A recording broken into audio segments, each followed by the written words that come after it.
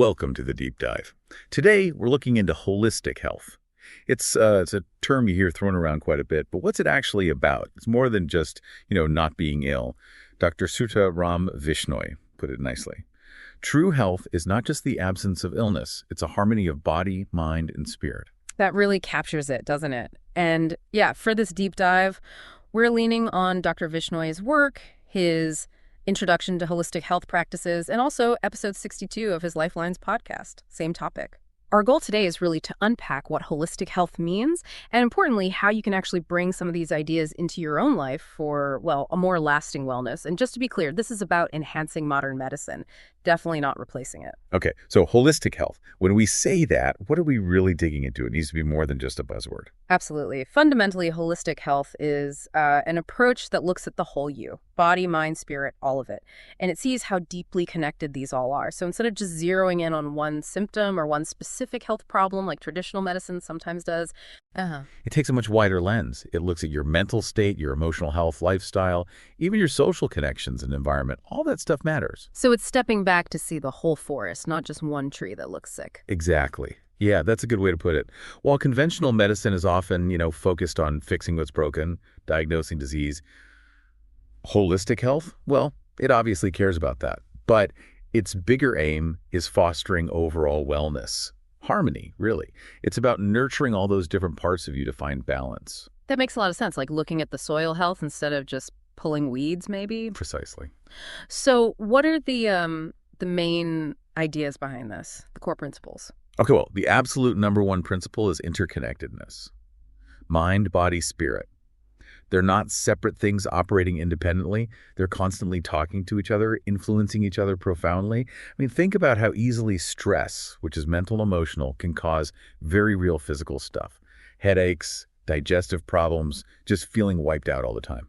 Oh, definitely. Or, if you have ongoing physical pain, how that can drag down your mood, make you feel frustrated or just sad. Exactly that. And then another really key principle is the focus on self-care and prevention, being proactive. Holistic health kind of puts you in the driver's seat for your own well-being. It's about actively choosing healthy habits, finding ways to manage stress, creating a balanced life before you get sick. The idea is to reduce the need for, heavy-duty medical interventions later on. Right.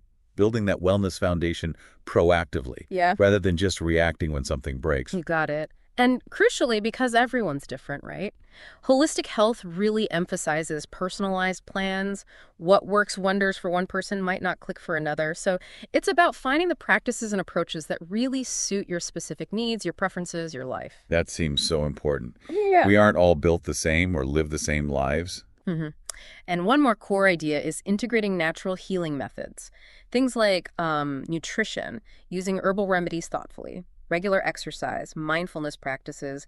These are all ways to work with your body's own natural healing intelligence, usually in a gentler, more sustainable way. Okay, so we've got the philosophy down. Interconnectedness, prevention, personalization, natural methods. Let's get practical. What are some common ways people actually, do holistic health?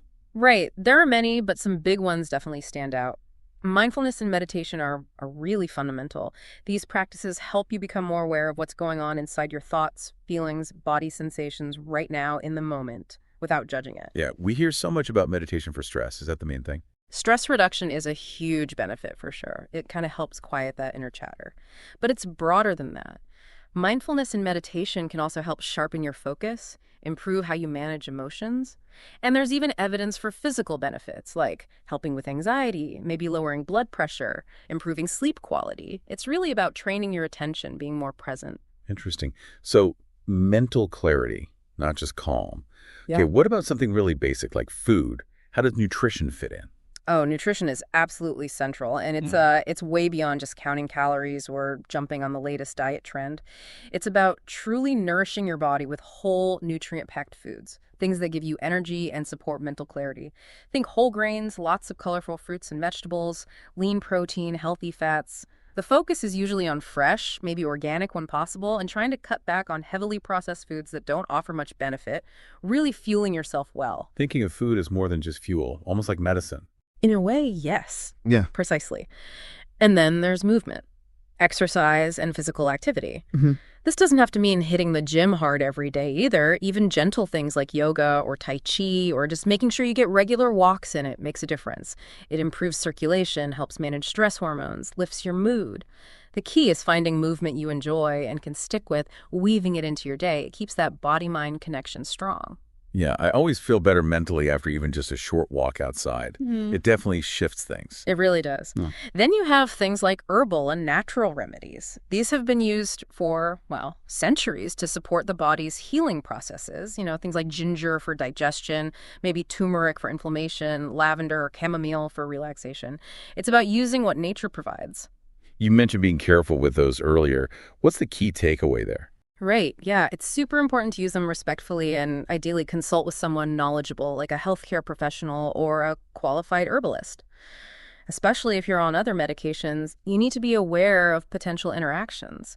Just because it's natural doesn't mean it's automatically safe for everyone in every situation. That's a really good reminder. Safety first. Yeah. What else is common? Massage and different kinds of body work, think acupressure, maybe chiropractic care. They're also really valuable. These therapies can promote deep relaxation, help release built-up muscle tension where we often hold stress, and improve circulation. They can be great for helping let go of stored emotional stuff too, supporting both physical and emotional healing. Wow, okay. It really does sound like a whole person approach, covering so many different aspects. Now, you said earlier this isn't about ditching modern medicine. How do they actually work together? That's such a critical point.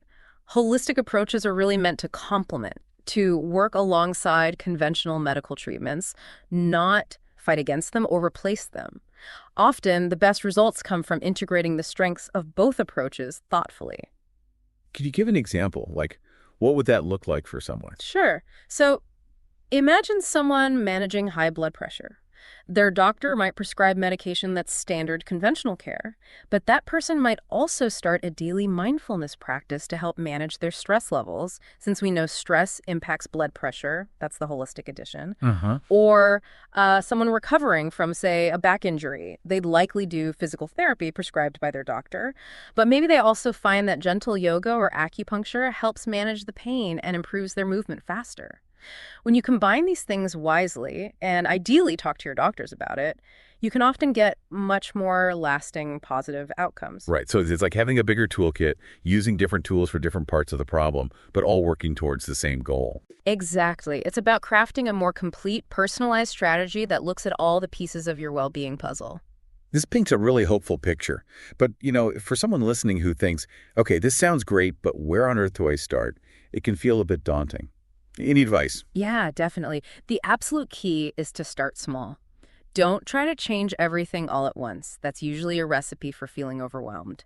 Small, intentional changes are the way to go. They add up over time. Okay, like what? Give us a few concrete, easy first steps. Okay, well, maybe just focus on drinking a bit more water each day. Simple, right? Or try adding one more serving of vegetables or whole fruit to your meals. Or dedicate seriously just 5 or 10 minutes a day to some deep breathing, or maybe jotting down one thing you're grateful for. Those little pauses can make a real difference. Try taking a short walk outside, maybe in a park if you can, and consciously leave your phone behind. Just notice your surroundings, and maybe take a quiet moment now and then to just think about what genuinely gives your life meaning and joy, and how you can nurture that a little bit more. Those all sound really doable, not like massive life-altering commitments right off the bat.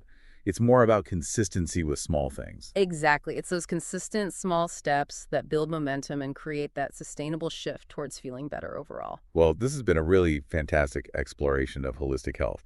It's definitely clear it's about so much more than just not being sick. Yeah. It's really about actively creating that balance, that harmony across your whole life. Absolutely. And it brings us back to Dr. Vishnoy's point, doesn't it? True health really is that harmony, body, mind, spirit, not just the absence of illness. So as we wrap up this deep dive, here's a thought for you, the listener. What's just one small, intentional change you could perhaps make today or this week to move a little closer to a more holistic sense of well-being? Maybe it is just taking those few deep breaths when you feel stressed, or choosing water over soda, or that short walk. Just pick one thing, try it, and notice. Notice how that small shift might impact your overall feeling of balance and energy.